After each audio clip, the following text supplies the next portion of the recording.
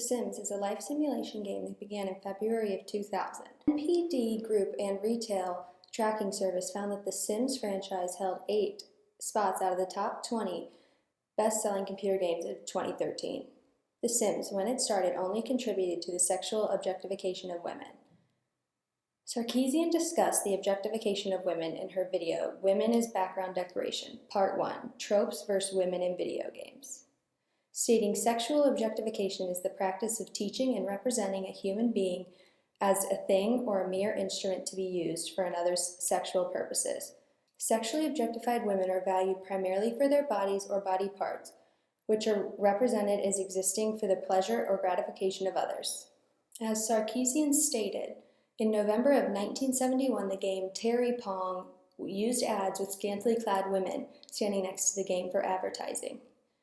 These advertisements then became mainstream to advertise all games and started introducing the hypersexualized women into selling games and in the games. Sarkeesian stated, when women begin to think of themselves as objects and treat themselves accordingly, it results in a kind of social issue. Everything from eating disorders to clinical depression, from body shame to habitual body monitoring. We also see distinct decreases in self-worth, self-satisfaction, and cognitive functioning. In the original Sims, you did not have many options. You could only change her hair, her clothing, and you only had 3 skin types to choose from. You did not have any choices on the body type of your character.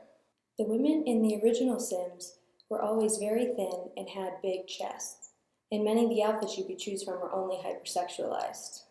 The gamer persona has become ground zero for the perspective of game design and marketing, and is taken by industry as the de facto market demographic for its goods. It is characterized by an adolescent male sensibility that transcends physical age and embraces highly stylized graphical violence, male fantasies of power and domination, hypersexualized, objectified depictions of women, and rampant racial stereotyping and discrimination.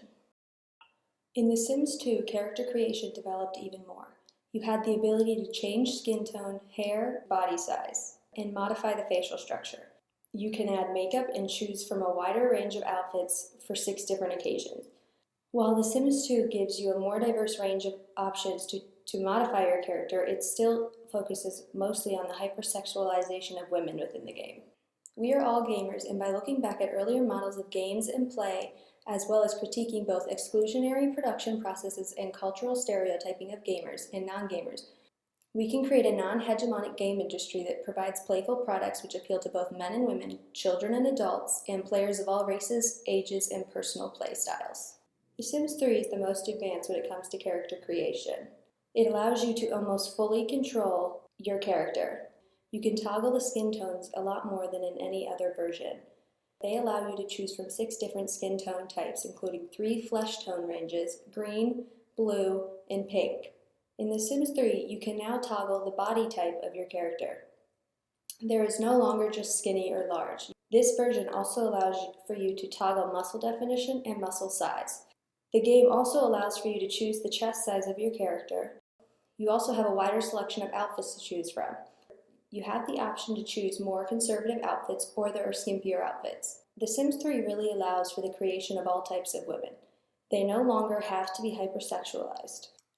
As Sarkeesian stated, researchers have also found that after long-term exposure to hypersexualized images, people of all genders tend to be more tolerant of sexual harassment of women and more readily accept rape myths, including the belief that sexually assaulted women were asking for it, deserved it, or are the ones to blame for being victimized.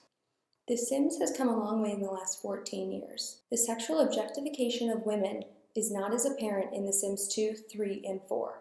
Since The Sims 1, the characters have become more dynamic and customizable. Each installment allowed for the creator to create their character any way they wanted. The games now allow for the creator to create characters that actually represent what women really look like. The article Hegemony of Play reported that The Sims franchise is the best-selling video games of all time, selling 60 million copies worldwide.